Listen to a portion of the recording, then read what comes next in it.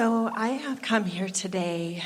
I've been having a question that I would like more clarity on that seems like a question that's been asked many times before, but it seems to me that there's more. We like how many times you said the word question.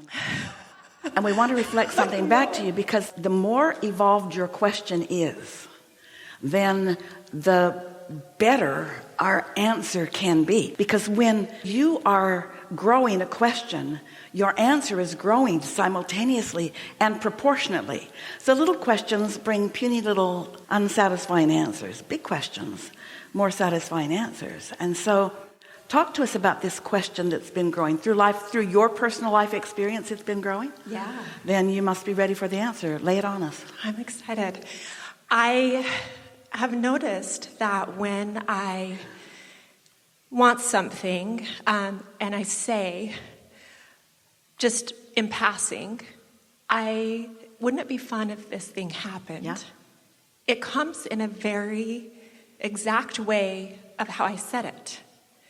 But when something really, really matters to me. Yeah. When something really, really matters to me, I'm in the way of it. When something really, really matters, I try harder, and I'm pickier, and I notice when it doesn't come. We're going to tell you something, and you're going to recognize this. A lot of you will recognize it as it unfolds here. But this is a big piece, and this is the answer to your question. So some time ago, we've told you this story so many times, many of you could repeat it to us. Esther had a long list of things that she wanted and needed to do. And she was overwhelmed by her list. And so she and Jerry were in a restaurant. And it was the original macaroni grill. It had white butcher paper across the tables and crayons to write on. And Esther was fighting, complaining really to Jerry about, I just don't know how I'm going to get on top of all of this. She didn't know what she was looking for. She was just venting how she felt, which was overwhelmed. And the restaurant was nearly empty. They were back in the corner. And Jerry said, well, let's talk to Abraham about it. And we said to Esther, take that crayon and draw a line across the top and a line down the middle. And on the left side, write what I'm going to do today. And on the other side, write what I will delegate to the universe. Esther took shorthand when she was in high school. She was very good at it. She could record everything you say if you don't talk faster than 145 words a minute. She talks about 300 words a minute, so she couldn't.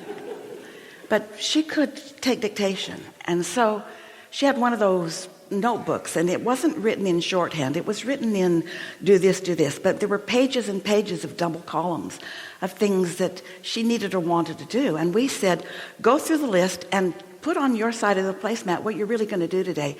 What you're really going to do today. Not what you're going to torture yourself with, what you're really going to do today. Which means either something that you really want to do, which Esther wasn't really looking at what she wanted to do. She was looking at what she had to do. She was in a very responsible mode.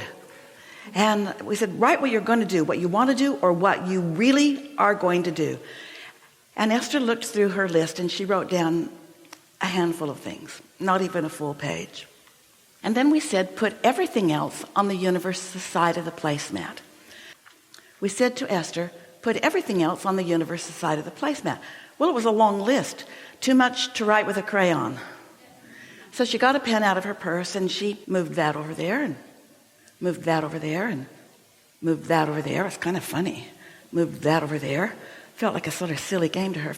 But it wasn't long before each thing she moved, she felt relief. Sort of like, not on my list, on somebody else's. Not on my list, on somebody else's. Not on my list, stuff I want done, but not on my list.